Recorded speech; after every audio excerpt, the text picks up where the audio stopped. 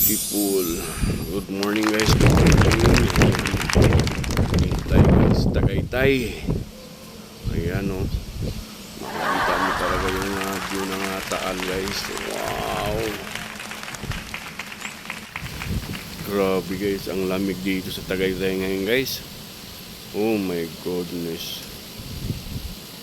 Ayan o. Taal Lake guys. Wow. Sunrise guys. Oh. Wow. Beautiful. Yun guys, ito yung isa sa pinagmamalaki ng Alta di Tagaytay Hotel guys. Sa kanilang rooftop, ayan. Meron silang napakagandang restaurant guys. Kung siyempre malapit ang Valentine's Day guys, pwede kayo mag-date dyan, no?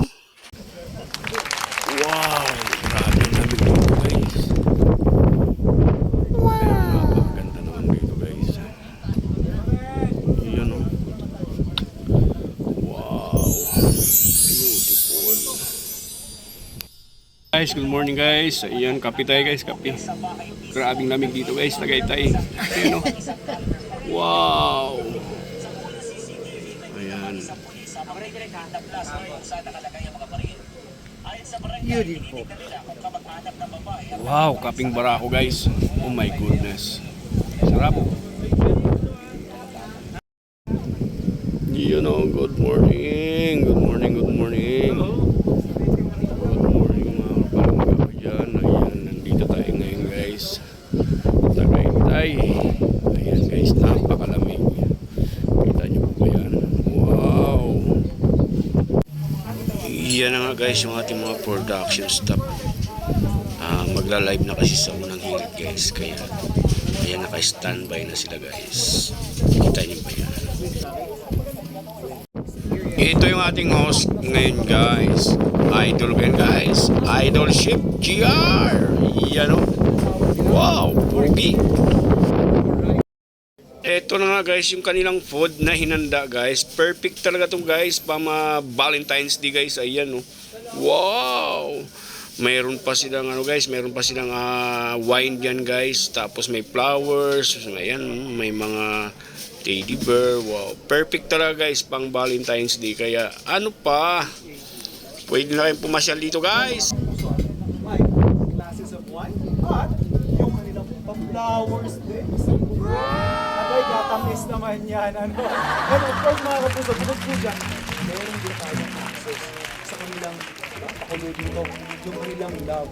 Hindi naman po mga kapuso, 3 p.m. to 12 p.m.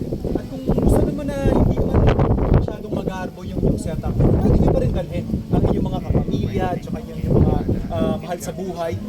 For 2 hours, 500 pesos po yan. Ang maganda kasi dito, kahit anong panahon, kahit gantong malamig, or kahit tirik na tirik ang araw, meron ka pa rin makikita. Yung labas ninyo, yung view, access mo pa rin, kitang exclusive at medyo intimate na setup, nakapalibot pa rin sa'yo ang nature. Outdoor sitting dyan, kung gusto nyo talagang i-brave yung lamig ng Tagaytay, pwedeng pwede.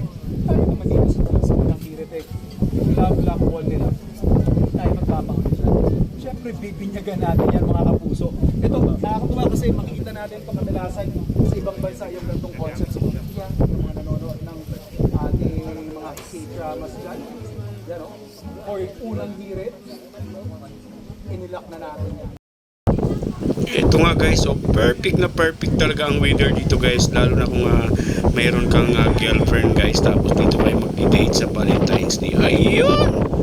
Napakagandang venue to guys. Talagang napakalamig ng panahon. Ayan. Wow!